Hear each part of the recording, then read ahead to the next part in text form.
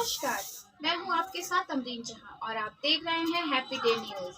Happy day news में आपका स्वागत है। चलिए नज़र डालते हैं हर छोटी बड़ी खबरों पर। हमारे साथ जुड़ने के लिए ऐसे ही बने रहिए और हम आपको अपडेट देते रहेंगे। लाइक, शेयर और सब्सक्राइब करना ना भूलें। भूमाफिया डॉक्टर शिव कुमार मुर्दाबाद मुर्दाबाद। भूमाफियाओं को भेजो जेल, जेल भेजो, जेल भेजो। भूमाफियाओं को भेजो जेल, जेल भेजो, जेल भेजो। मेरा नाम ब्रजेंद्र शरण श्रीवास्तव गांधी है। मैं पाजा फाउंडेशन का अध्यक्ष हूँ और राजस्व ग्राम देवानंदपुर का रहने वाला हूँ। ये धरना हमारा जो चल रहा है 13 तारीख से चल रहा है। रोड शो निकाला गया, जिलाधिकारी मुख्यमंत्री को ज्ञापन दिया गया और लगातार ये वहाँ पर जिलाधिकारी के कार्यालय के सामने बैठा जा रहा था।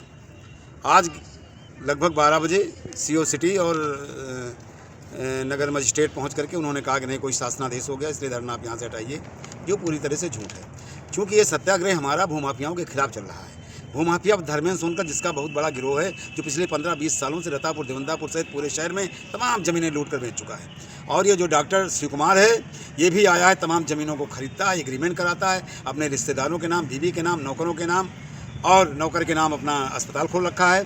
तो इस तरह ये 2 नंबर की कमाई करता है। पता नहीं कहाँ से पैसा लाता है इसके पास।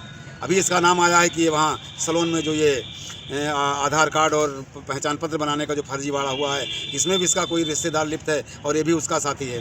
तो इस तरह डॉक्टर शिव कुमार तमाम पैसा कमा करके तमाम ज़मीनें खरीदे हैं पूरे शहर भर में, सलोन में भी, शहरी क्षेत्र में भी, और कई एग्रीमेंट किए हैं इन्होंने। एग्रीमेंट की ज़मीन बेची भी है। तो जब ये ज़मीन बेचने का काम करने लगा तो ये भूमाफिया हो गया है। तो इन लोगों के खिलाफ है। ये सब बड़े पैसे वाले लोग हैं और ये पूरे प्रशासन को प्रभावित करते हैं। अभी हमारा एक आंदोलन 2018 चल रहा है बेली संस्कृत पाठशाला का, जिसकी हम मुक्ति नहीं करा पा रहे हैं। तो इस पूरे प्रशासन, पूरा जो जिला प्रशासन है रायबरेली का, वो इन भूमाफियाओं के साथ खड़ा हुआ है, चाहे वे रमेश बहादुर सिंह हो, चाहे डॉक्टर शिव कुमार हो, चाहे धर्मेंद्र सोनकर। क्या कहना चाहते हैं कि जो प्रशासन है वो भ्रष्ट है? मैं पूरी तरह से कहता हूं, प्रशासन नहीं, हमारी जनपद रायबरेली के जिलाधिकारी भ्रष्ट है। इनके ये समझ में नहीं आ रहा है कि 2 फुट जमीन पर किसी गरीब का कब्जा है तो बुलडोजर उसके मकान पर चल रहा है, लेकिन जिलाधिकारी महोदय रमेश बहादुर सिंह का तालाब नहीं खाली करा रही, जिलाधिकारी महोदय शिव कुमार से भूमाफिया से कब्जा नहीं खाली करा रही। जिलाधिकारी और जिला प्रशासन, जिलाधिकारी क्या है, हर विभाग की मुखिया है। जिलाधिकारी हर चीज़ की जिम्मेदार है। अगर कोई भी कार्य जिलाधिकारी यहाँ गलत हो रहा है तो उसकी जिम्मेदार एसडीएम नहीं है, तहसीलदार नहीं है, लेखपाल नहीं, कलेक्टर है। सबसे पहले कलेक्टर जिम्मेदार है और कलेक्टर मौन है। 13 तारीख से हम इनके सामने बैठे, आज 12 बजे तक वहाँ सत्याग्रह चल रहा था और आज तक जिलाधिकारी ने कोई निर्णय नहीं लिया इसमें।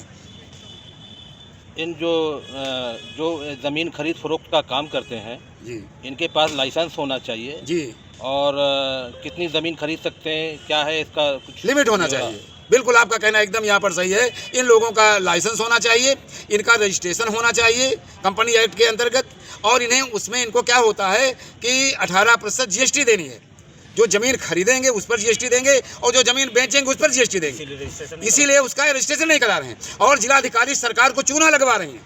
ऐसे भूमाफियाओं को खुली छूट करके सरकारी ज़मीन और गरीबों की ज़मीन को खुलेआम खरीद और फरोख्त का धंधा करा करके सरकार को बहुत बड़ी क्षति पहुंचाई जा रही है। और इसका लाभ कौन ले रहा है? भूमाफिया ले रहे हैं, जिला प्रशासन ले रहा है, जिलाधिकारी ले रही है।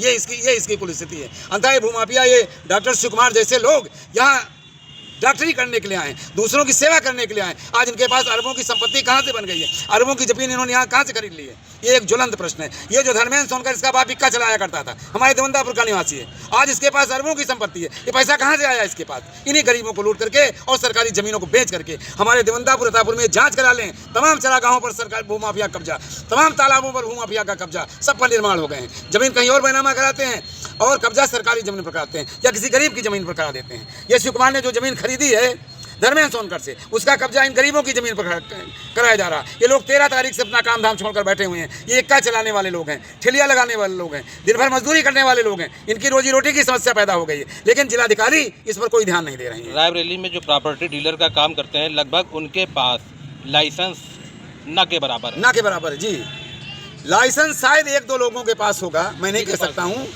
और बाकी तो नहीं है। जैसे ज़मीन का धंधा सिकरिया जैसे लोग भी करते हैं, हो सकता है इनके पास लाइसेंस हो, मैं नहीं जानता हूँ। और कौन है, द्विवेदी है, वो गौरव अवस्थी का रिश्तेदार, द्विवेदी का नाम बताइए। गौरव अवस्थी करता है, इसकी तो कंपनी है, इसकी पत्नी के नाम से इसकी कंपनी है। तो इन लोगों के पास हो सकता है, बड़े लोगों के पास। लेकिन मैं ये बता रहा हूँ कि धर्मेंद्र सोनकर जैसे लोग, डॉक्टर शिव कुमार जैसे लोग ये ज़मीन खरीद फरोख्त का धंधा कर रहे हैं, लेकिन इनके पास कोई लाइसेंस नहीं है। क्या चाहते हैं सरकार से? हम ये चाह रहे हैं कि सरकार अपनी ज़मीन की भी सुरक्षा करे और गरीबों की ज़मीन की सुरक्षा करे। कलेक्टर अपने हक और अधिकार का पावर करें। अगर ये अपने अधिकार का उपयोग कर दें कलेक्टर, किसी भूमाफिया की औकात नहीं है दिखाई पड़े।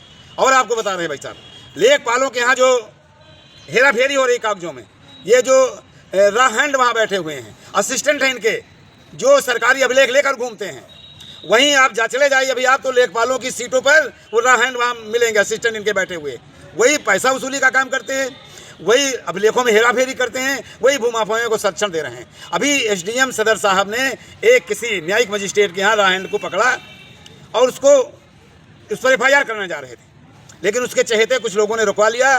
तो यहाँ पर तो ये हो गया कि कार्यालय से हटा दिए गए। रॉ हैंड कहते हैं ना इनको, क्या कुछ कहते हैं, एक्स्ट्रा हैंड। तो ये एक्स्ट्रा हैंड तो न्यायालय से हटा दिए गए, लेकिन हर लेखपाल की टीवी पर एक्स्ट्रा हैंड बैठा हुआ है, जो आराम से पैसा कमा रहा है, पैसा कमवा रहा है, गरीबों और सरकारी ज़मीनों को भूमाफियाओं के हाथ बिकवा रहा है।